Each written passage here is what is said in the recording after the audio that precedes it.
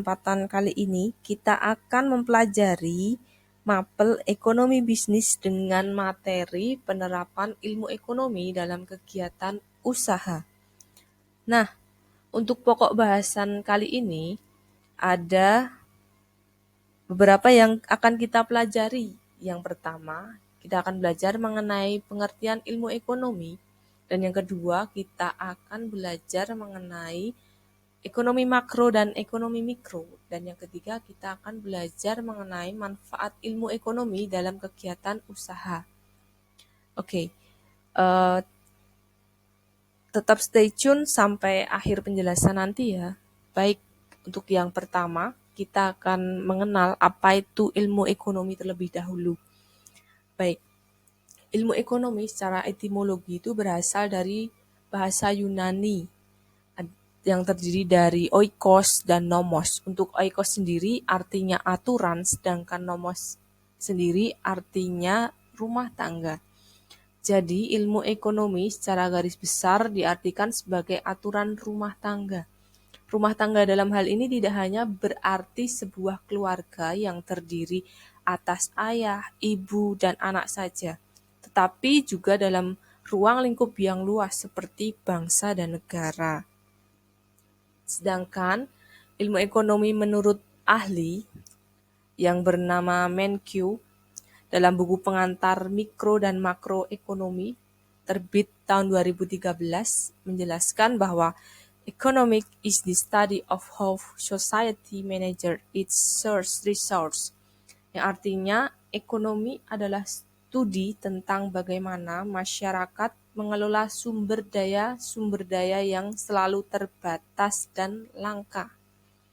Kemudian, menurut Paul Samuelson, ilmu ekonomi adalah suatu studi mengenai individu-individu dan masyarakat membuat pilihan dengan atau tanpa uang dengan menggunakan sumber daya yang terbatas, tetapi dapat digunakan dalam berbagai cara menghasilkan berbagai jenis barang dan jasa dan mendistribusikan untuk kebutuhan konsumsi sekarang dan di masa yang akan datang kepada berbagai individu dan golongan masyarakat.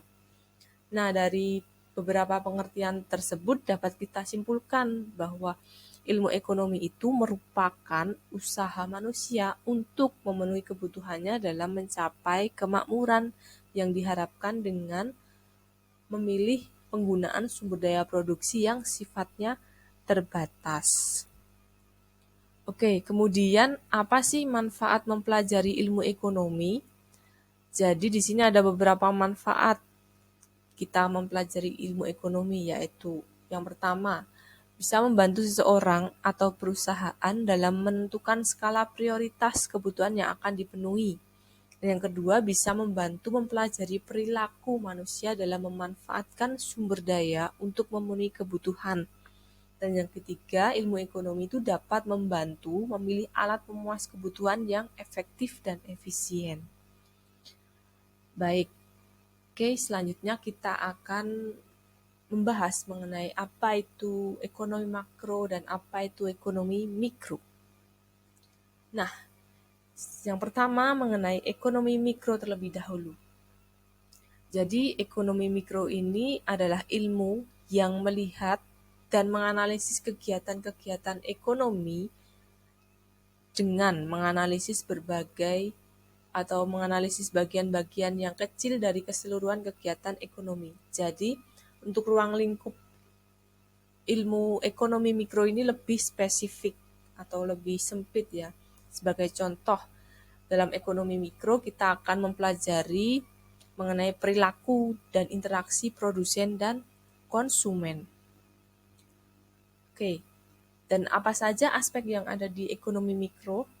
Untuk aspek yang ada di ekonomi mikro itu ada 3 ya. Yang pertama itu terkait interaksi di pasar barang, yang kedua terkait tingkah laku penjual dan pembeli, dan yang ketiga itu terkait interaksi di pasaran faktor produksi. Dan ini akan kita bahas satu persatu. Oke, mulai yang pertama dulu, kita akan membahas mengenai interaksi di pasar barang. Jadi pasar barang itu merupakan pertemuan antara permintaan dan penawaran barang melalui interaksi antara penjual dan pembeli. Pasar akan menentukan harga keseimbangan. Jadi bisa kita katakan interaksi pasar barang ini sering kita lakukan jika kita melakukan transaksi di pasar, dan itu juga akan mempengaruhi harga keseimbangan. Yang kedua itu terkait dengan tingkah laku penjual dan pembeli. Nah, jadi di sini itu menjelaskan bagaimana seorang pembeli itu menggunakan sejumlah pendapatan atau uang untuk membeli berbagai jenis barang dan jasa yang dibutuhkannya. Jadi jika seorang punya uang, dia akan membeli jasa ataupun barang yang dibutuhkannya. Dan yang kedua, bagaimana seorang penjual atau produsen itu menentukan tingkat produksi yang akan dilakukannya.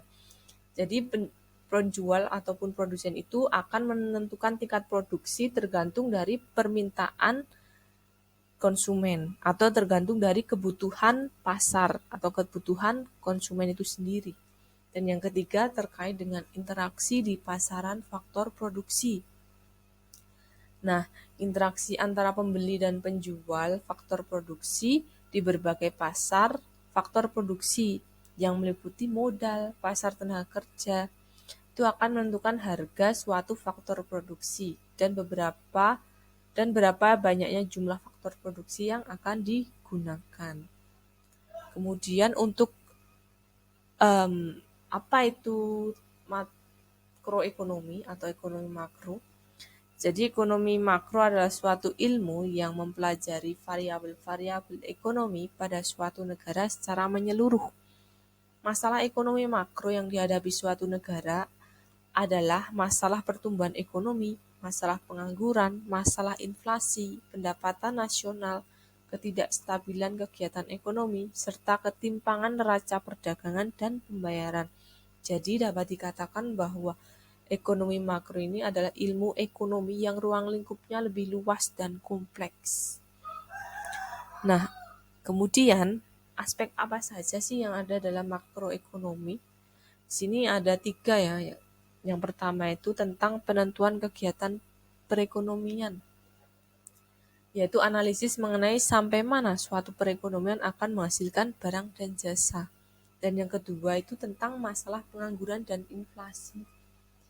Nah, pengangguran dan inflasi ini menimbulkan beberapa efek yang tidak baik kepada masyarakat dan kepada kegiatan perekonomian dalam jangka panjang. Nah, untuk dampak pengangguran sendiri, itu akan menurunkan pertumbuhan ekonomi dan pendapatan per kapita. Sedangkan dampak inflasi yaitu akan menyebabkan barang-barang produksi dalam negeri menjadi lebih mahal dari barang luar negeri. Dan kemudian yang ketiga tentang peran kebijakan pemerintah. Jadi dalam ekonomi makro ini pemerintah mempunyai peran untuk mengeluarkan kebijakan-kebijakannya. Itu baik dalam bentuk fiskal maupun moneter. Untuk kebijakan fiskal itu sendiri terkait dengan kebijakan perpajakan yang ada di negara ini.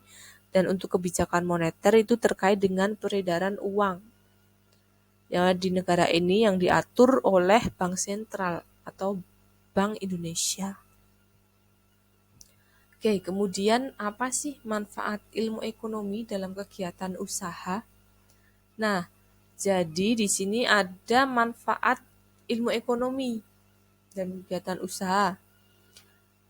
Nah, dalam kegiatan usaha itu harus menerapkan ilmu ekonomi agar dapat menghasilkan barang dan jasa dengan memanfaatkan ketersediaan sumber daya yang ada secara bijak.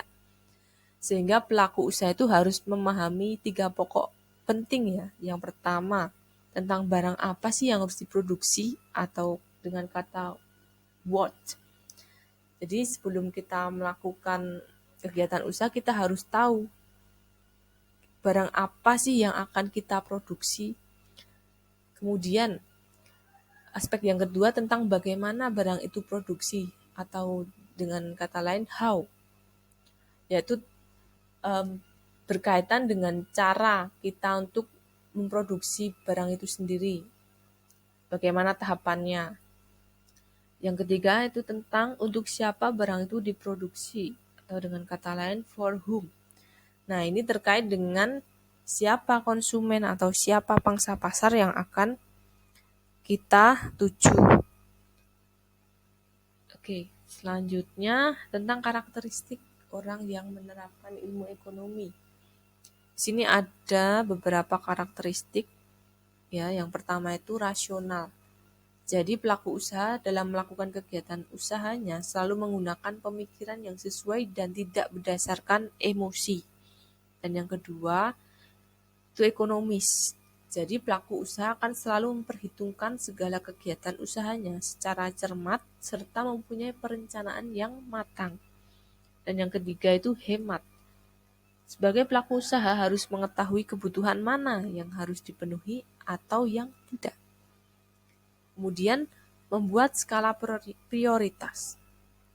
Nah, pelaku dalam memenuhi kebutuhan untuk produksinya harus membuat urutan kebutuhan menurut tingkat kepentingannya dari yang mendesak sampai yang dianggap bias bisa dibeli pada waktu yang selanjutnya.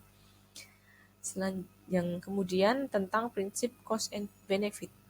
Jadi seorang pengusaha dalam kegiatan usahanya selalu memperhitungkan biaya yang dikeluarkan dan manfaat yang diterima dari kegiatan yang dilakukannya. Oke. Nah, untuk contoh penerapan ilmu ekonomi dalam kegiatan usaha antara lain, pertama itu pengusaha memilih tempat usaha yang tepat. Artinya, mendirikan tempat usaha yang dekat dengan bahan baku, tenaga kerja, ataupun daerah pemasaran produk. Yang kedua, memilih menggunakan tenaga kerja yang ahli dan terampil. Nah, ini menunjang skill ya. Tenaga kerja itu harus memiliki skill di bidangnya. Yang ketiga, menggunakan sumber daya misalnya bahan baku, modal, tenaga kerja dengan seefisien mungkin. Yang keempat, memakai bahan baku yang terbaik untuk menghasilkan barang yang berkualitas. Yang kelima, menyediakan barang dan jasa yang sesuai dengan kebutuhan dan keinginan masyarakat. Yang keenam, itu menetapkan harga jual pokok yang sesuai dengan pencapaian laba bersih yang maksimal. Yang terakhir, yaitu mampu mengidentifikasi biaya agar seefisien mungkin.